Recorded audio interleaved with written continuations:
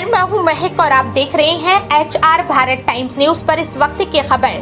पीड़ित ने लगाए फजलगंज पुलिस पर गंभीर आरोप। पनकी निवासी करमवीर सरोज ने बताया कि मेरा गडरिया पुरवा थाना फजलगंज क्षेत्र में स्थित ट्रैक्टर ट्रॉली पार्ट्स का कारखाना है। दिनांक 24 मार्च 2025 को समय करीब 11 बजे रात में मैं अपना काम खत्म करके घर जा रहा था। तभी हमारे यहाँ का कारीगर गोपाल ठाकुर शराब पीकर नशे में आया और 3000 रुपए मांगने लगा। क्योंकि वो शराब के नशे में था तो मैं रुपया देने से मना कर दिया, तो वो गंदी गंदी गालियां देने लगा, जिसका मैंने विरोध किया तो वो अपने साथियों के संग मुझे बुरी तरह मारा पीटा एवं जेब में पड़े 53,000 रुपए छीन लिए और फोन भी छीन लिया, जिसकी सूचना मैं फजलपुर थाने में दी तो उन लोगों की साठगांठ के चलते मुझसे जबरदस्ती सुलह समझौता करवा लिया। मेरे पास मारपीट की रिकॉर्डिंग भी है, परंतु इसका संज्ञान नहीं लिया गया। इसके चलते मैंने ACP नजीराबाद को प्रार्थना पत्र दिया है। SP सिंह, कानपुर नगर। क्या नाम है आपका? मेरा नाम करमवीर सरोज है। क्या करते हैं? हमारी गड़िया प्रोग्राम में ट्रैक्टर ट्रॉली पार्ट्स की दुकान है। क्या घटना हुई थी आपके साथ? घटना ये हुई थी कि एक लेबर गोपाल ठाकुर नाम का मेरे पास काम करता था 1.5 महीने से ठेके पे। वो अत्यधिक शराब पीता था। शराब पीने की वजह से मैंने उनको रविवार को पूरा हिसाब देकर मैंने उसकी छुट्टी कर दी और अपने कारखाने में काम न करने के लिए बोला मैंने। लेकिन वो सोमवार को दिन भर आता जाता रहा और रात में मुझे 11 बजे दुकान मेरे बढ़ाने का समय हो रहा था। रात में 11 बजे वो अत्यधिक शराब पी के आया मेरी दुकान पर और मुझसे एडवांस पैसों की मांग करने लगा। मेरे मना करने पे वो बद्दी गालियां बकने लगा और बोला कि अपने साथियों को मैं लेके आता हूँ।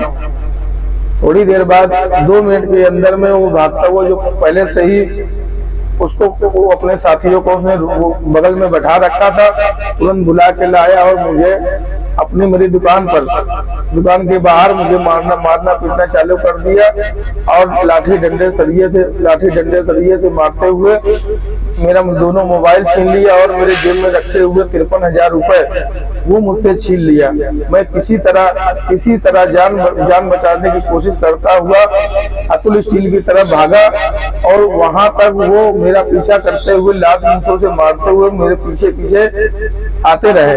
मैं किसी तरह जान बचा के केसा के पास में जाकर लगभग 12 से 14 आदमी थे मेरे उनको मारने में। थाने में आपने शिकायत करी? मैं भैया केसा में गया। केसा के अधिकारियों ने मुझसे फोन करके 112 नंबर बुला के इसी तरह वो पुलिस वाले आए और उसके बाद में मेरी जान बचाई।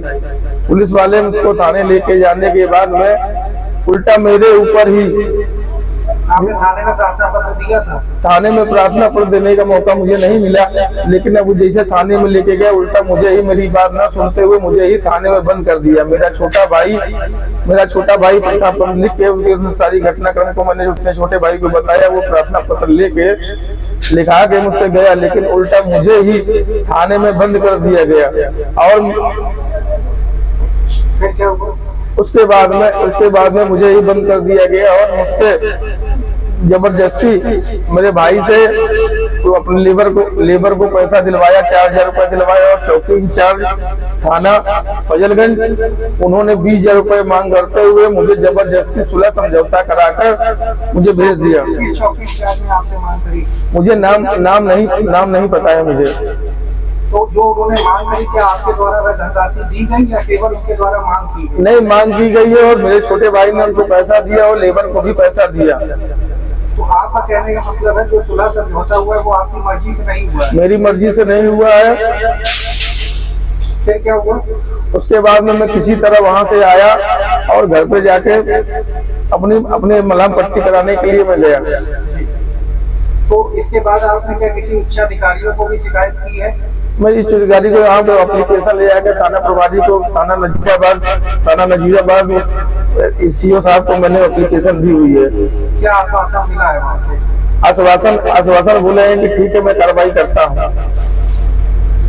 अगर वहाँ से भी सुनवाई आपकी नहीं हुई तो आप क्या करेंगे? मैं मजबूर होकर अपनी फैक्ट्री और अपनी जान बचाने के लिए मैं उच्च अधिकारियों तक जाऊंगा और उनसे अपनी गुहार लगाऊंगा। क्या मारपीट करने के दौरान किसी प्रकार का कोई साक्ष्य आपके पास है? मेरे पास में मेरे कारखाने पे लगा हुआ CCTV फुटेज मेरे पास में है।